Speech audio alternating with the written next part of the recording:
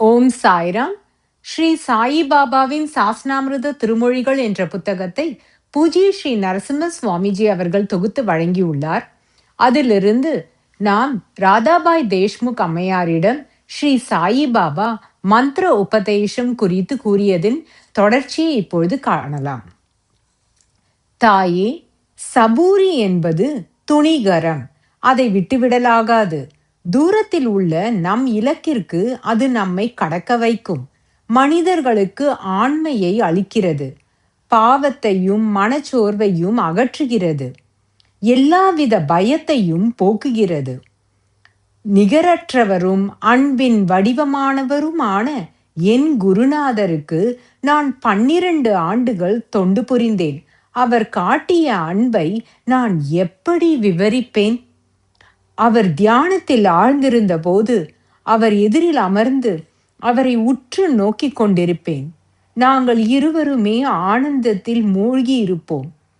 நான் என் பார்வையை வேறெங்கும் திருப்ப மாட்டேன். பசி, தாகம் மறக்கச் செய்ய வல்ல அன்பு உணர்ச்சியுடன் இரவும் பகலும் அவர் முகத்தையே உற்று நோக்கிக் கொண்டிருப்பேன். குரு ஒரு கணம் இல்லாவிடில் நான் கலக்கமுறுவேன். இடைவிடாது அவரிடமே நிலைத்திருந்தது என் மனது. குருவை தவிர வேறு எந்த தியானமும் இல்லை.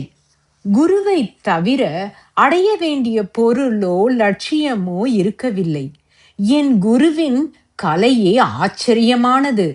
குருவை தவிர நான் எதுவும் நாடவில்லை. என் பிரேமையை தவிர வேறு எதையும் என் குரு விரும்பவில்லை. செயல் புரியாதவர் போல் காணப்படினும் அவர் என்னை ஒருபோதும் கவனியாமல் இருந்ததில்லை. மாறாக எப்போதும் தமது பார்வை ஒன்றினாலேயே என்னை காத்து வந்தார். இந்த மசூதியில் அமர்ந்தவாறு நான் உமக்கு சொல்வது உண்மையே. அந்த குரு என் செவியில் எந்த மந்திரத்தையும் ஓதவில்லை. நானும் உமது செவியில் ஓதமாட்டேன். நீரும் சென்று அதே போல் செய்யும். உங்கள் எண்ணங்கள், இலக்குகள் யாவற்றிலும் என்னையே ஒரே லட்சியமாக கொண்டால் உங்களுக்கு மிக உயர்ந்த பலனான பரமார்த்தம் கிட்டும்.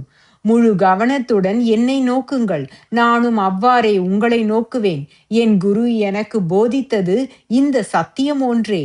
4 சாதனாக்களும் 6 சாத்திரங்களும் தேவையற்றவை.